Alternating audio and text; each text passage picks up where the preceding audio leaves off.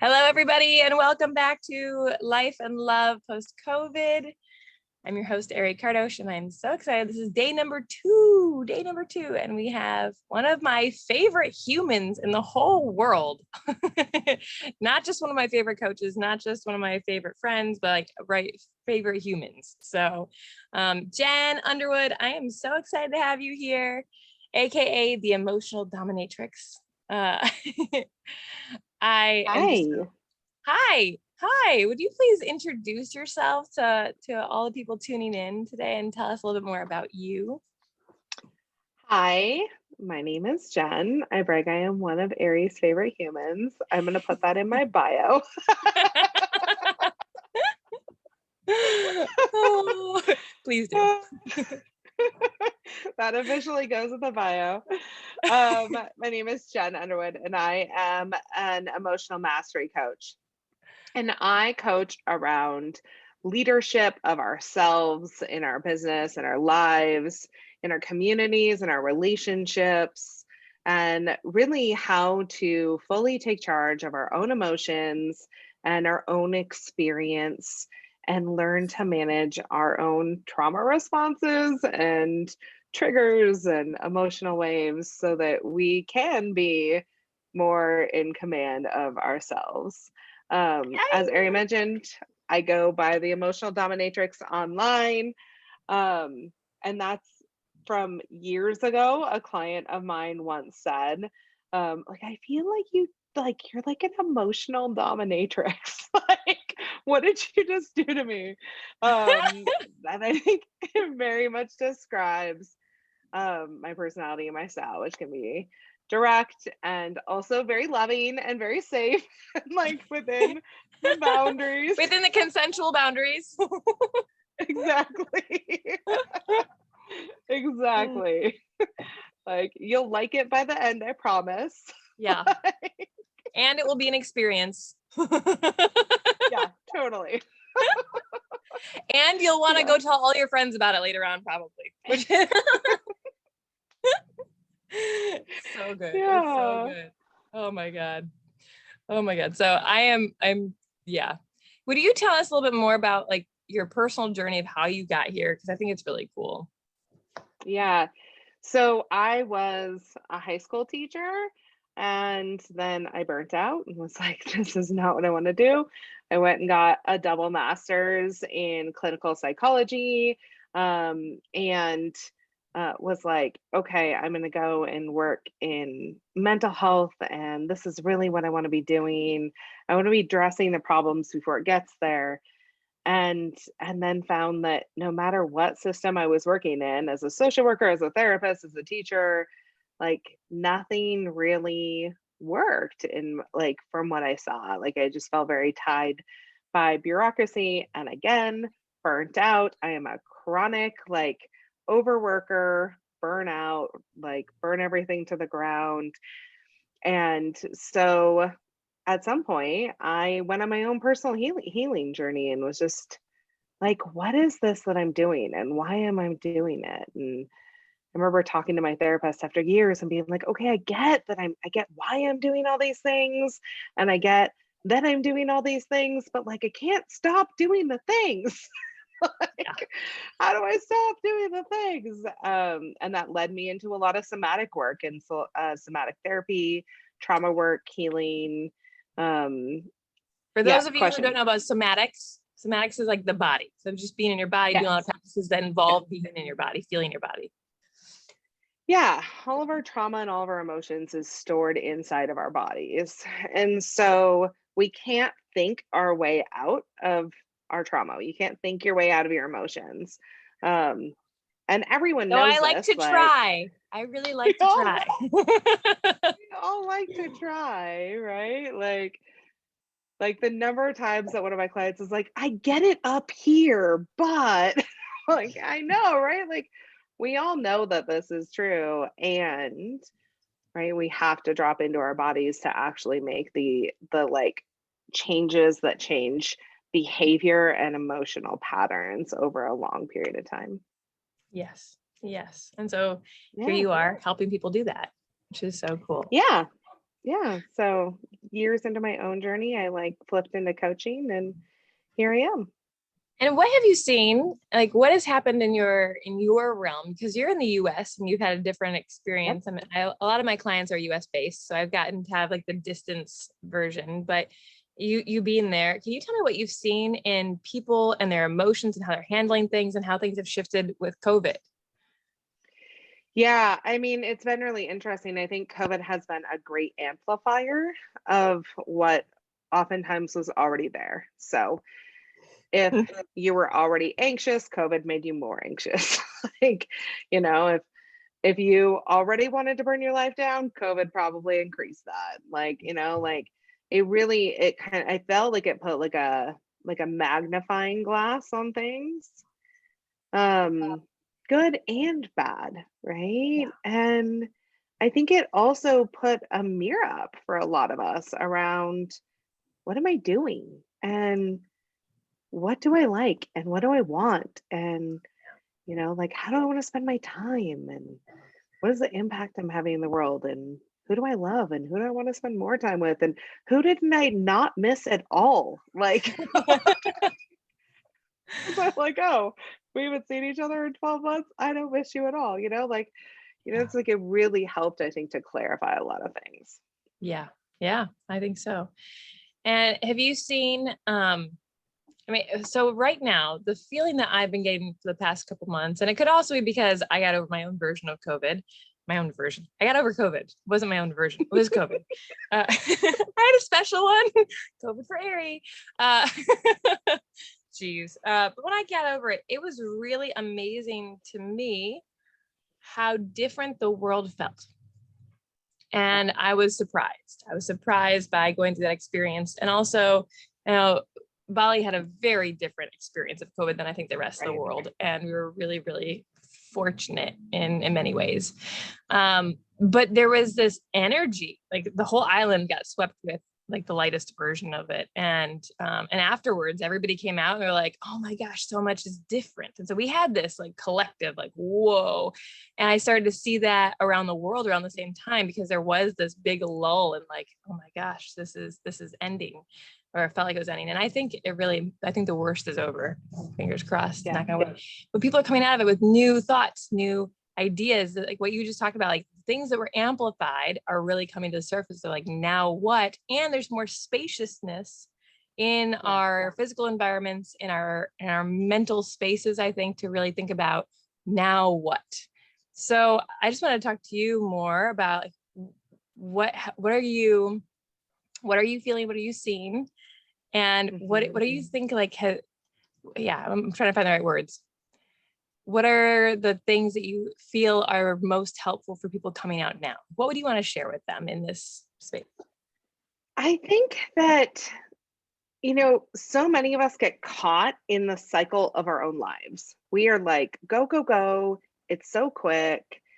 And COVID was like the great pause that really allowed people to look at things and go, okay, wait, pause. Like, what's happening here? And, and some people took that pause, and some really struggled with it. And I think it really can be looked at as a beautiful opportunity of, what did you miss the most? Like, what really, like, what did you yearn for? And what did you learn about yourself? And what did you learn about your relationships with people and how you relate to people? Like, something that I've noticed personally is COVID taught me that I am a much bigger introvert than I ever believed that I was. Like, I had no clue. I feel you. I had no clue. Like, I was like, oh, turns out I'm a massive introvert. Like, and I am a very social person. I can seem very extroverted. I get a lot of energy off of groups of people. And so I didn't know that. And it really took kind of that forced isolation for me to realize that I was like, I'm not missing humans. Like, really. like at all. This was like a lovely break for me, So I think that we can look at it as this opportunity to go, okay, like what are the qualities that matter the most to us in our lives, in our work, and also in our relationships? Hmm. Because I don't think any of us ever thought that we were going to be locked in a house for like 2 years with the people that we were with. And that type of thinking might encourage you to choose different people in your life. Like, Mm. like, to be a little bit more discerning, or think about like what kind of, like what works for me even in stressful situations. Yeah. Yeah. I mean, you can't always choose. I mean, I'm like, says the mom of a teenage daughter. Right. I was just gonna say, I mean, I didn't choose my daughter, and for the record, I don't know that I would have, like, in terms of like being locked in a house. I love Yeah, her dearly, she's but amazing. But yeah, I two think years locked in the house is a lot. yeah, a locked in the house with anyone, I think, can be a lot. But especially a teenager. Um, so I love this question of what did you miss? What did you learn? What did you yearn for? I love that. Like, what did you yearn for? So as people are coming out and they may have more clarity around this, what did I really learn? What do I really want? Now I see, okay, now we may have more clarity. And now what? How do we take that clarity and make the next step, especially when it might feel scary because we haven't been taking some of these big steps. For many of us, we have not been taking these big steps. Yeah. I mean, the the steps for action are always slow and steady, Yeah. right? Like, don't rush too fast. Don't stretch further than you are comfortable. Well, then you're able to stretch. It doesn't mean that you're comfortable stretching. Stretches can be uncomfortable and often should be, but like, I think we can kind of play with our edges. And for many people, I think that sense of like, this is a new world. I also would invite everyone to look at like, am I a new person, right? Like, there might be things that you think that you know about yourself that could be different now. Mm. Like things where you're like, oh yeah, like like, oh, this is really easy for me. And now all of a sudden it feels really hard. And I also want to I would encourage everyone as well to look at, is that because it feels scary, right? Like, or is it because it doesn't feel aligned anymore? Mm. And the Mm. two are really different. I've been joking with some trauma therapists and specialists that I know and interact with, that I feel like we're going to have a lot of like, we're going to have whole hordes of people who come out after this and go, I used to love going to the theater and now I just don't like it anymore. And I don't even know why, and like, Yeah. for a lot of people, that's trauma. Yeah. This was a traumatic event in any way that you cut it, in any country you were in. It was a traumatic event for the world, and Yeah. there's going to be emotional fallout from that. And at the same time, there's going to be these things that you learned that will like pull you more into alignment and into the Mm. healthiest version of yourself. And it's really important that we know how to differentiate between the two. Yeah. How can I differentiate? What does that feel like? Or what does that experience like? I think it often feels, mm, fear often feels like certainty. Mm. Like it feels like wall shut down, closing in, right? Can feel protective. Yeah. And it often leads us to a place where we're just like, we feel very certain about things. Yeah. And that is always an indication that's like a giant red flag of like, there's some trauma there. Hmm. Versus we can be afraid, right? Like, absolutely. And curious, right? And that feeling of like a pull from your heart or from your gut of like, yeah, I just feel like I want to do things a little bit differently, but I'm also curious how that might look. Mm. And curiosity is the always the line in to authenticity and alignment.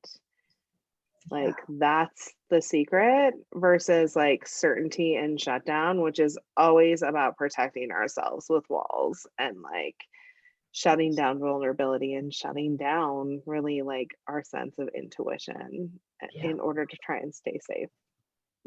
Yeah. Wow. That's great. I love the distinction. That really helps too. Wow. So from this place, let's say I'm emerging, I've done some introspection, I've looked at where, what have I learned? What am I missing? What am I really desiring? And now I've leaned into explore what's a trauma reaction? Where am I like putting this wall up versus where am I being curious? And are there any other maybe I'm curious, but I'm still feeling really like nervous or I'm not or unsure. I'll say nervous or unsure. And sometimes these emotions can get really big. Like, Yeah. okay, I'm gonna go try the thing, whatever that thing is. Like, what are your how would you guide someone into just stepping into this curiosity and there's excitement, but there's also like, whoa. hmm So anytime that our emotions get really big, our emotions have filled up our body, right? And that feeling of like, okay, I don't think I can do this, right? The best thing that we can do in that moment, there's a couple things, but is to empty out like our emotional bucket, so our body. How do I And empty my bucket? yeah, how do we have to repress through movement? But it can be any kind of movement through emotional release. Mhm. So one of my favorite things to do with clients is to encourage them just to do some shaking. Mm, Put on a song. 3 minutes is suddenly a real long time, right? Like yeah. it's like, okay, like I just gotta like shake and like maybe even jump up and down. Remember that your vocal cords are part of your body. So Mm, we often forget this because they're in our neck. We think that our vocal cords are a part of our head, but our vocal cords are a part of our body. So even like letting out some sounds of like, like that's getting emotions out in a really healthy, beautiful way. yeah. You can, if it feels comfortable for you, you can put on a song that makes you cry and you can put on an angry song and like throw a fit on your bed or scream into a pillow. I love to Um, rage. oh my God. Screaming into pillows is like one of my favorite things for sure. Yeah. You know, it's I just like regularly do pillow get it fights with out. Jaden. It just works really well as a couple, right? It's Yeah. like sometimes I'm just like, babe, I just need to like pillow fight with you to get this out right now. So good. Yeah. Yeah. It works really well with our children too, for those who have kids. Hmm. Like a lot of people I work with who have kids, they go, well, I'd love to do that, but my kids are around, it'll scare them. I'm like, no, it won't. Just literally bring them in and be like, hey, do you ever feel mad? Want to scream to this pillow with me? Like, Kids make it like give you even more permission and they think it's hilarious and awesome and natural because they're already doing this stuff during the day anyways. At least my kids are. totally. So I mean, Yeah. we have lots of emotional release practices, including like howling at the moon together, because it's just to open up the vocal cords, and it's socially acceptable to be howling at the moon. So Yeah.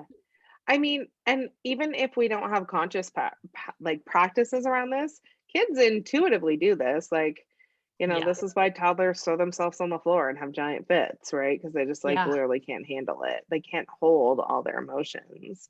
And yeah, they don't yet have the ability to shove it down and put on a brave face like we do. yeah, So, it's like this is healthy, conscious ways of like letting go of some of those emotions.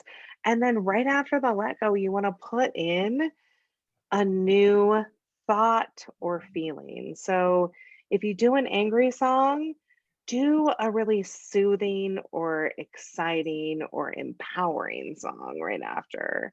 Mm, If you have a crying moment, do like a like you're loved, you're safe, you're good song, like hug yourself, like and yeah. lay on your back on the ground and feel that support. um we can do this even like with shaking, right? Like it can be um like when you're shaking you can let go, like you can vocalize your negative thoughts and like let go of the things that are really like feel heavy and hard, and then you can put in new beliefs and affirmations afterwards. So if you're like, I don't know, like I'm never going to find my person, right? Like that can be like a whole release. And then it's like, no, like I know that love is out there and relationships are plentiful. And absolutely, like I'm going to find connection, and that filling back up kind of like helps Mm, to ease the tension. that's beautiful. So juicy, so good. Oh, thank you. That was great. You are welcome. Ah, yeah, I'm just tuning into like even just my own feelings and how I've moved through so many things. But sometimes I've missed that ending part too, where I'm like, yeah, I've done the emotional release, I've done the angry song, I've done shaking, but sometimes I've missed that last piece, and it feels really important. It's like close the gap. Don't just leave it there. Don't just leave Yeah, the emotional openness and the right, dream, right? That's really cool. right. Because Mm, let's be real, when it's like, we'll like empty it up, leave it open, and then our head immediately comes back in with, what is the point of this? Why do I even bother? Like we're usually really quick to go right back into those negative thoughts and then yeah, fill that channel with emotions all over again. yeah, yeah. Woo! Thank you. Anything Yeah, you're else that's welcome. coming alive for you right now? Anything else you want to share? Just thinking about the theme of this Hmm. event and I think I've been doing an awful lot of work recently um with desires and and with, I mean, I want to say manifestation, but I kind of hate the word, but like I really truly, I think the thing I want to leave everyone with is there's a there's like wants, which often are kind of egoic and like more surface level, and then we have these like deep, deep, deep desires. It's mm, like the things that you see again and again that you've seen your whole life that, they might shift but into different flavors, but it's always kind of the same thing. Whether that's the type of life you want to be living or the type of person you want to partner with or the work you want to do in the world.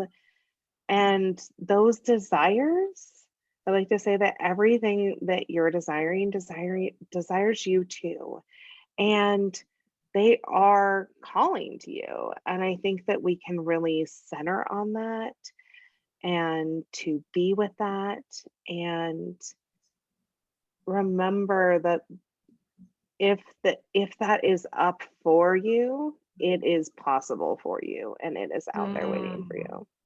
mm. I love that. I love that. So good. So good. Jen, we have a couple minutes. Do you want, I know we could wrap things up, but do you want to see if anyone has any questions?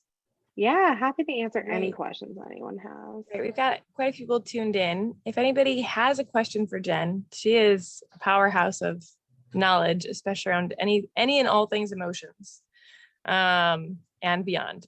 So any questions anyone has that they would like to ask Jen before we close up? You don't have to either. Mm. Cool. All right. Well, if you have other questions or people in the Facebook group or people watching the replay have questions, I invite you to post in the group and just post beneath the recording. And then I'll let Jen know and she can come in and answer, or I can share my 2 cents or my resources that I've got, but we will take care of this. And so please feel free to ask and comment away. Jen, thank you so much for being here, my dear. It is You're so such a welcome. pleasure and honor to have you. And when people want to find you, how can they find you? So the best 2 ways right now are on Instagram. It's at The Emotional Dominatrix. And on my website, which is emotionaldominatrix.com. Woohoo! And I'll post Yeah, all those links too. Thank you perfect. so much, my dear. Great to have you here. Thank you everybody for tuning in, and have a beautiful rest of your evening or morning, wherever you are in the world. Thanks, everybody. Awesome. Bye. Bye.